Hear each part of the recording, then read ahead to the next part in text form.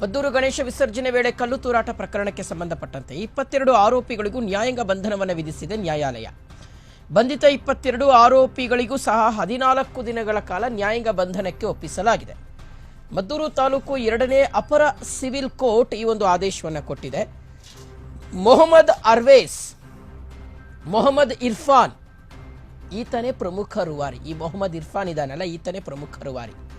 ನವಾಜ್ ಖಾನ್, ಇಮ್ರಾನ್ ಪಾಷಾ, ಉಮರ್ ಫಾರೂಕ್, ಸೈಯದ್ ದಸ್ತಗೀರ್, ಖಾಸಿಫ್ ಅಹಮದ್ ಸಲ್ಮಾನ್ ಸೇರಿದಂತೆ 22 ಆರೋಪಿಗಳನ್ನು ಜೈಲಿಗೆ ಕಳುಹಿಸಲಾಗಿದೆ. ಬಿಎನ್ಎಸ್ ಕಾಯ್ದೆ 189/2, 189/4, 121(2), 132, 190 ಅಡಿ ಪ್ರಕರಣ ದಾಖಲಾಗಿದೆ.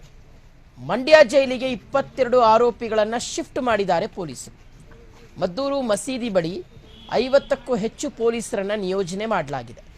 ಸ್ಥಳಕ್ಕೆ ಮಂಡ್ಯ ಎಸ್ಪಿ ಮಲ್ಲಿಕಾರ್ಜುನ ಬಾಲದಂಡಿಯವರು ಭೇಟಿ ಕೊಟ್ಟಿದ್ದಾರೆ.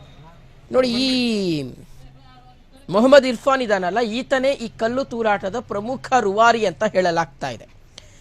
ಈತನೇ ಪ್ಲಾನ್ ಮಾಡಿದ್ದಂಥದ್ದು ಮತ್ತು ತನ್ನ ಸಂಗಡಿಗರಿಗೆ ಯಾವ ರೀತಿಯಾಗಿ ಕಲ್ಲು ತೂರಾಟ ನಡೆಸಬೇಕು ಅಂತ. ಯಾಕೆಂದರೆ ಆತನಿಗೆ ಗೊತ್ತಿತ್ತು ಆ ನಿರ್ದಿಷ್ಟ ಪ್ರಾರ್ಥನಾಲಯದ ಮುಂಭಾಗದಲ್ಲೇ ಗಣಪತಿ ಮೂರ್ತಿಯ ವಿಸರ್ಜನಾ ಮೆರವಣಿಗೆ ಹೋಗುತ್ತೆ ಅಂತ. ಹೀಗಾಗಿ ಆ ಮೆರವಣಿಗೆ ಹೋಗುವಂಥ ಸಂದರ್ಭದಲ್ಲಿ ಪೊಲೀಸರು ಹೇಳ್ತಾರೆ ಮೆರವಣಿಗೆ ಮಾಡುವಂಥವರಿಗೆ, ಇಲ್ಲಿ ಮಸೀದಿ ಇದೆ, ಸೊ ಹಾಗಾಗಿ ನಿಮ್ಮ DJ ಸೌಂಡ್ಗಳನ್ನೆಲ್ಲ ಆಫ್ ಮಾಡ್ಕೊಳ್ಳಿ, ತಮಟೆ ಸೌಂಡನ್ನೆಲ್ಲ ಆಫ್ ಮಾಡಿ ಅಂತ.